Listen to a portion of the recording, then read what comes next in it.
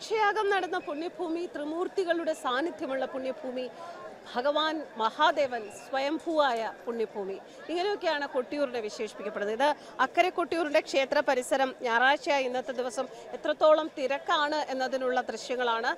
സാധാരണ വൈശാഖോത്സവ നാളുകളിൽ ശനി ഞായർ ദിവസങ്ങളിൽ നല്ല തിരക്കാണ് അനുഭവപ്പെടുന്നത്. എനിക്ക് തോന്നുന്നു ഇത്തവണ അതിനേക്കാൾ തിരക്കാണ് എന്നാണ് പറയുന്നത്. അഭൂതപൂർവമായ തിരക്കാണ് അനുഭവപ്പെടുന്നത്. പക്ഷേ ഈ തിരക്കിലും ഒരു വിഷമവുമില്ലാതെ ഭക്തർ കുറച്ചു മുന്നേ മഴ പെയ്യുന്നുണ്ടായിരുന്നു, മഴ നനഞ്ഞാലും അതൊന്നും ഒരു പ്രശ്നമല്ല എന്നുള്ള രീതിയിൽ പോകുന്ന ഭക്തരെയാണ് നമുക്ക് ഇവിടെ കാണാൻ സാധിക്കുന്നത്. നിങ്ങൾ കാണുന്ന ദൃശ്യങ്ങളിൽ ജനങ്ങൾ നിൽക്കുന്നത്, ഭക്തർ നിൽക്കുന്നത് നദിയിലാണ്, പുഴ ഒഴുകി വരുന്ന ഭാഗത്താണ്. പുഴയിൽ കാൽ നനച്ചുകൊണ്ട് തന്നെയാണ് ഭക്തർ മുന്നോട്ട് പോകുന്നത്. അക്ഷരാർത്ഥത്തിൽ പറഞ്ഞാൽ പ്രകൃതിയുടെ ഹർഷാശ്രുക്കളാണ് ഇപ്പോൾ ഈ മഴയായി പെയ്യുന്നത് എന്നാണ് വിശ്വാസം.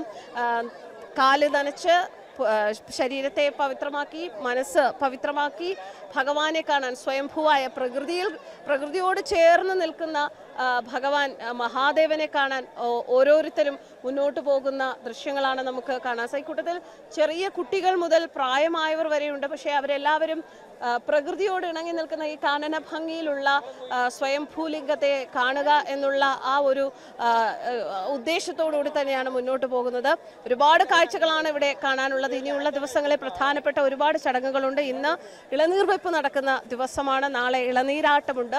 അതുകൊണ്ട് തന്നെ ഭക്തർ ഈ ദിവസങ്ങളിൽ വല്ലാത്ത തിരക്ക്, ഭഗവാനെ കാണാൻ, മഹാദേവനെ കാണാൻ ഈ ദിവസങ്ങളിൽ എത്തുക എന്നതും വളരെയധികം പ്രാധാന്യമായി ഈ ഭക്തർ കാണുന്നു. അത് തന്നെയാണ് ഈ തിരക്കിന്റെ മറ്റൊരു കാരണമായി കാണിക്കാനുള്ളത്.